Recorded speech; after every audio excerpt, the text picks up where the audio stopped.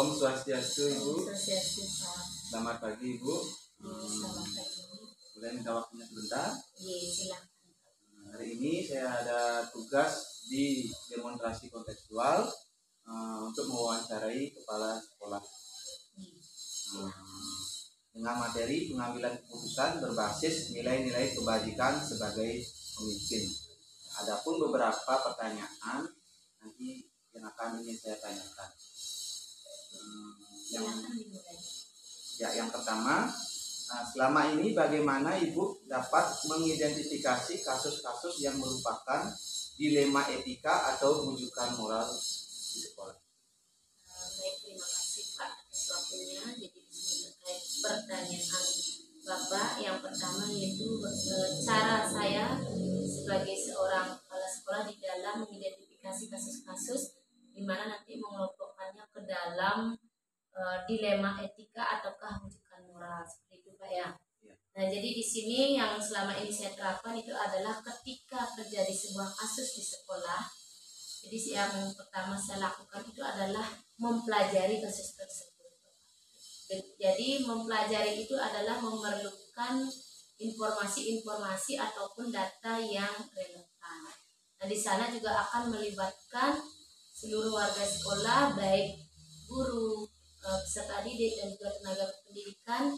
Kita berkolaborasi menggali ataupun mengenali fakta-fakta yang memperkuat dari kasus yang terjadi, sehingga nanti kita akan mampu membedakan apakah itu kasus yang terjadi adalah ada nilai kebajikannya, sama-sama memiliki nilai kebenaran, ataukah memiliki nilai benar salah. Dari situlah nanti kita akan mampu menemukan bahwa itu termasuk kasus dilema etika ataukah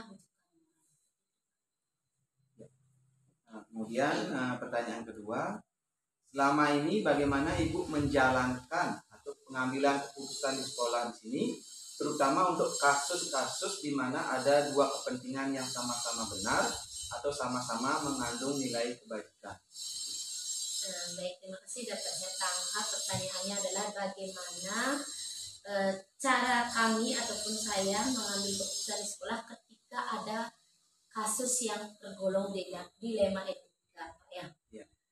Baik, jadi yang pertama-tama mungkin saya lakukan adalah hampir sama dengan yang tadi yang sampaikan.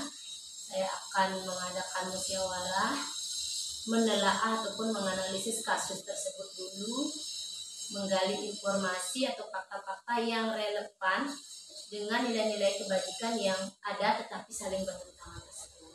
Jadi artinya nilai kebajikan mana yang memang mendominan, perlu untuk kita ambil keputusan supaya kedua dari belah pihak dari nilai kebajikan yang benar itu tidak ada yang dirugikan. Artinya ketika ada kasus tetapi sama-sama memiliki nilai kebajikan ataupun kebenaran, kita bisa mengambil keputusan yang tepat tanpa mengorbankan salah satu pihak. Selanjutnya, langkah-langkah atau prosedur seperti apa yang bisa Ibu lakukan selama ini? Baik, jadi untuk langkah-langkah ataupun tahap-tahap yang bisa dilakukan saat pengambilan keputusan itu, ketika kita menghadapi sebuah kasus itu adalah dengan cara melaksanakan pengujian. Jadi 9 langkah pengujian pengambilan keputusan dan juga yang berdasarkan 3 prinsip dan juga 4 paradigma tersebut. Jadi kasus yang kita alami, kita analisa, kemudian kita uji dari 9 langkah tersebut, baru kita bisa menyimpulkan. Nah, dari kesimpulan itulah nanti akan beranjak kepada pengambilan keputusan akhir dari kasus yang ya. Kemudian hal-hal apa saja yang selama ini Ibu anggap efektif dalam pengambilan keputusan pada kasus-kasus dilema etika? Baik, terima kasih. Jadi ada hal yang efektif itu adalah yang pertama dari hasil pengujian itu. Ketika kita mendapatkan sebuah kasus itu kita akan menguji ataupun melewati tahapan-tahapan 9 langkah itu secara sistematis, Pak.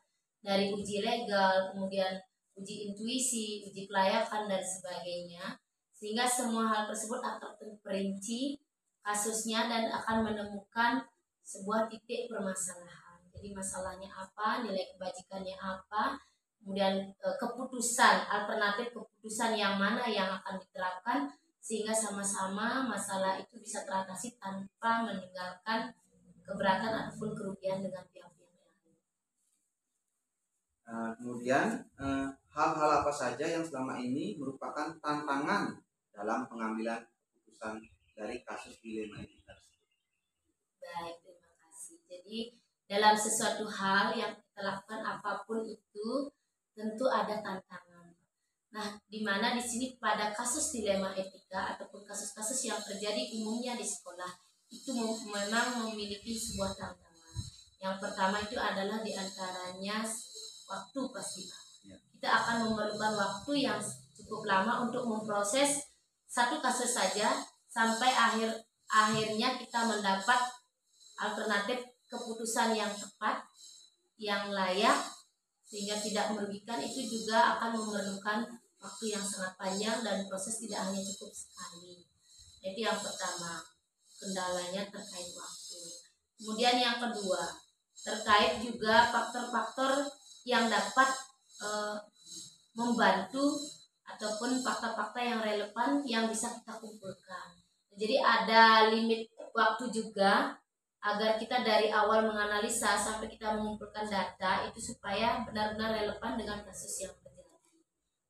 Itu tantangannya biasanya kan kita mencari fakta itu yang agak sulit, Pak. Karena apa? Ketika kasus itu terjadi kadang-kadang tidak ada saksi, tidak ada yang melihat kasus tersebut. Tapi begitu saja kita menerima blank sudah ada kasus, kan begitu, Pak. Namun itu tetap harus ditelusuri bagaimana jalannya kasus itu, kemudian fakta-fakta yang relevan harus kita kumpulkan. Nah, itu juga tantangannya. Kemudian yang ketiga itu tantangannya adalah bagaimana kita mencari alternatif solusi ataupun cara kita mengatasi kasus tersebut. Itu yang sangat sulit. Dan ketika kita sudah menjalankan pengujian 9 langkah pengujian pengambilan keputusan, namun juga tidak bisa mengambil keputusan, maka kita harus bisa juga memunculkan opsi lain, Pak, atau trilema. Jadi opsi pilihan lain, mesti apa yang satu tidak bisa, yang dua mungkin kita bisa ada pendapat lain, dan juga mungkin ada opsi ketiga. Kemudian selanjutnya, apakah Ibu memiliki sebuah tata kala atau jadwal tertentu dalam sebuah menyelesaikan kasus dilema etika? Apakah Anda langsung menyelesaikan di tempat atau memiliki sebuah jadwal penyelesaiannya? Kemudian bentuk atau prosedur seperti apa yang Ibu jalankan? Baik, terima kasih Pak atas pertanyaannya. Jadi di sini terkait tata kala ataupun jadwal secara sistematis itu memang sementara saya selaku kepala sekolah itu tidak memiliki jadwal. Karena bagaimana? Karena kasus itu tidak akan bisa kita jadwalkan. Ya. Jadi setiap hari itu ada saja kasus yang terjadi. Namun itu terkait dalamnya ataupun keras tidaknya kasus tersebut. Dan bagaimana kita menanggapi kasus itu, seperti tadi yang ditanyakan, apakah secara langsung ataukah ada dibahas di jadwal tertentu, di ruang tertentu dan sebagainya.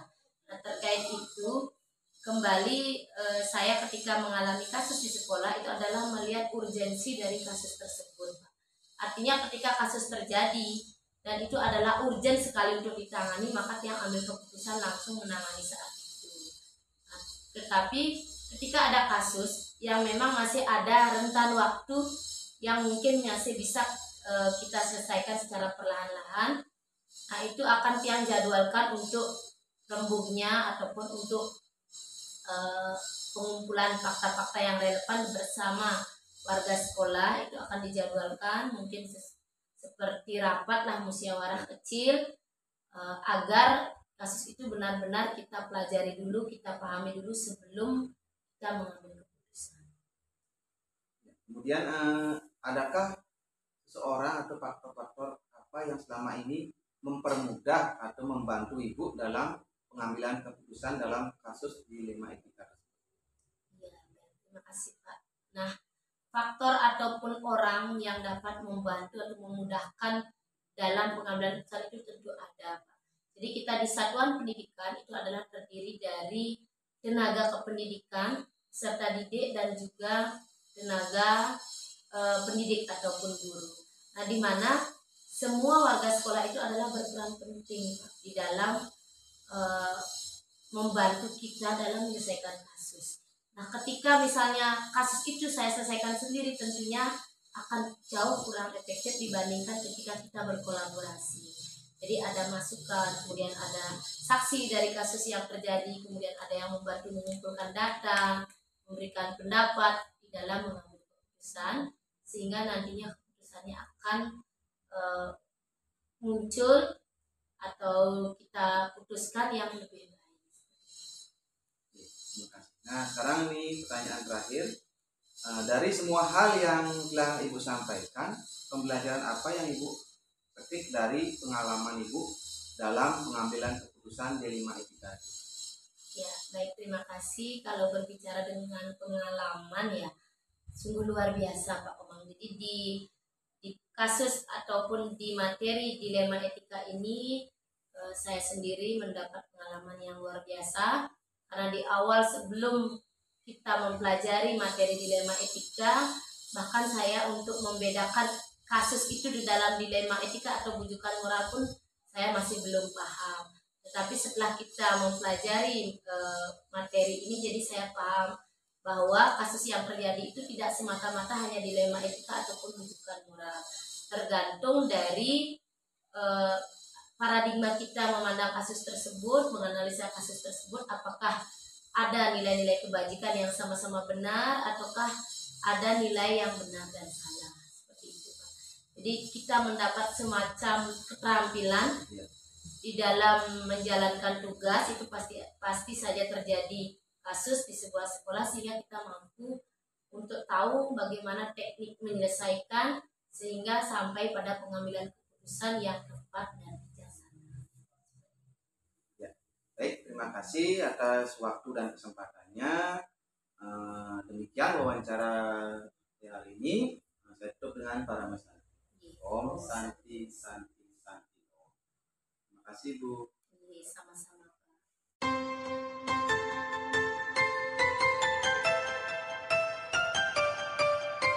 Selamat siang Ibu. Selamat siang Bapak. Perkenalkan, nama saya Ikoma Agus Darmayase. Saya dari CGP Angkatan 11 Kabupaten Karangasem, ingin mewawancarai Ibu terkait tugas saya di demonstrasi kontekstual. Adapun beberapa pertanyaan ingin saya sampaikan. Yang pertama, selama ini bagaimana Ibu dapat mengidentifikasi kasus-kasus yang merupakan dilema etika atau bujukan moral? Bapak, terima kasih. Jadi selama ini kalau misalnya saya menemui suatu kasus atau permasalahan di sekolah, jadi untuk mengidentifikasinya saya lebih pertama identifikasi kasus tersebut secara lebih mendetail, secara lebih mendalam. Seandainya memang di dalamnya terdapat unsur yang sama-sama benar, tentu itu menurut saya lebih mengarah kepada dilema etika. Tapi ketika di dalamnya terdapat unsur benar dan juga unsur yang salah di dalamnya, itu menurut saya lebih kasus tersebut lebih mengarah kepada bujukan moral. Itu yang biasanya lakukan. Nah, selama ini bagaimana Ibu menjalankan pengambilan keputusan di sekolah Ibu, terutama untuk kasus-kasus di mana ada dua kepentingan yang sama-sama benar atau sama-sama mengandung nilai kebajikan?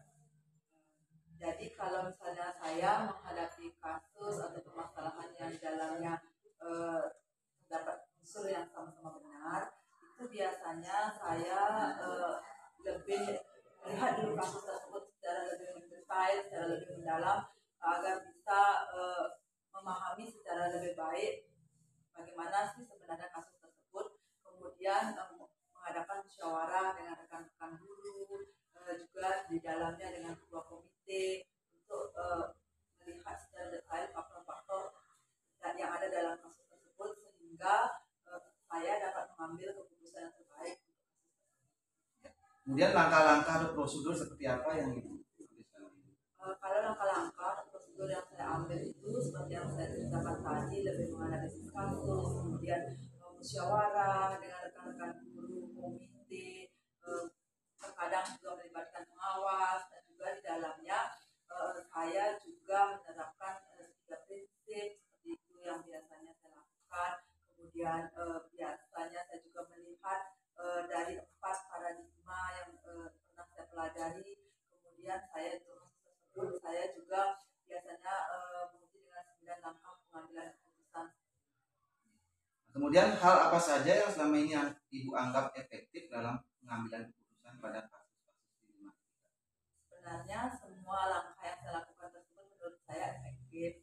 Namun terkadang untuk melihat yang paling efektif itu kita bisa melakukan pengujian terhadap kasus tersebut sehingga benar-benar kita mengetahui dan mampu mendalami kasus tersebut dari pihak-pihak yang ikut di dalamnya sehingga kita bisa mencarikan solusi yang terbaik. Kemudian tantangan apa dalam pengambilan keputusan pada kasus-kasus dilematika? Kalau tantangan itu ya permasalahan masih ada tantangannya Pak ya. Tantangannya saya lebih pertama terkadang itu membutuhkan waktu dalam penyelesaian masalah.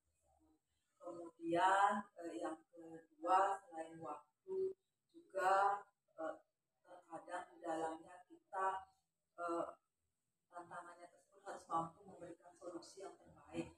Saya juga kadang merasa takut seandainya keputusan yang saya ambil tersebut merugikan salah satu pihak. Itulah yang paling saya takutkan karena saya ingin apa yang saya ambil itu dapat diterapkan dengan baik oleh semua orang. Nah, itulah merupakan salah satu tantangan selain waktu tadi juga tantangan mesti ada perasaan di mana kita harus benar-benar mampu melihat kasus tersebut secara baik dan lebih baik. Nah, kemudian apakah ada jadwal tertentu dalam sebuah penyelesaian kasus dilematika? Kalau jadwal tertentu tentunya tidak ya Pak. Jadi tergantung kapan kasus tersebut ada. Jadi kan nggak ada kasus yang datangnya secara terjadwal di suatu sekolah. Pastinya kasus yang tidak ada seperti itu. Jadi tergantung kasusnya, tidak ada jadwal. Kalau memang bersifat urgent dan harus perlu penyelesaian seketika, ya saya berusaha mengambil keputusan terbaik dalam waktu yang cepat-cepatnya. Namun jika memang kasus tersebut bisa dipertimbangkan dulu, dimusyawarahkan, itu biasanya saya lebih melibatkan pihak-pihak lain dalam pengambilan keputusan untuk bisa memberikan sharing pendapat dan masukan-masukannya. Karena terkadang di sini kita tidak bisa mengambil segala keputusan sendiri, tapi kita juga membutuhkan. Kemudian adakah seseorang yang selama ini mempermudah atau membantu Ibu dalam pengambilan keputusan? Tentu ada Bapak. Jadi di sekolah saya ada rekan-rekan guru yang terkadang membantu saya dalam menyelesaikan permasalahan. Kemudian di sekolah juga kita ada komite, jadi ketua komite kebetulan juga sering membantu dalam menyelesaikan permasalahan yang dihadapi. Selain itu juga kita memiliki pengawas yang selaku pengawas pendamping yang kiranya ada permasalahan, pasti saya meminta saran dan masukan dari beliau. Juga terkadang saya meminta sharing dari rekan-rekan kepala sekolah yang lainnya karena kan saya baru, jadi tentu belum banyak permasalahan yang pernah saya selesaikan. Jadi terkadang di sini saya juga meminta pendapat dan sharing dari teman-teman yang jauh lebih sering. Nah, terakhir ini Bu, dari semua hal tersebut pembelajaran apa yang Ibu dapat? Pembelajaran tentu banyak sekali pembelajaran yang dapat saya petik, walaupun belum banyak kasus yang saya selesaikan karena saya baru sebagai kepala sekolah. Jadi pembelajaran tersebut lebih jika kita menghadapi suatu permasalahan, sebaiknya kita mendengarkan dari beberapa dari semua yang terlibat dalam kasus tersebut sehingga kita tidak mendengarkan hanya salah satu pihak, sehingga nantinya apapun keputusan yang kita ambil itu adalah terbaik untuk semua pihak yang terlibat dalam kasus tersebut, dapat diterima dan dapat dijalankan serta tidak ada yang merasa dirugikan. Dan salah satu pengalaman terbaik yang dapat saya ambil bahwa jangan mengambil keputusan secara tergesa-gesa dan terburu-buru, karena terkadang apa yang baik menurut kita belum tentu terbaik untuk orang lain. Jadi kita perlu mempertimbangkan banyak faktor dan banyak Terima kasih atas pelajaran hari ini.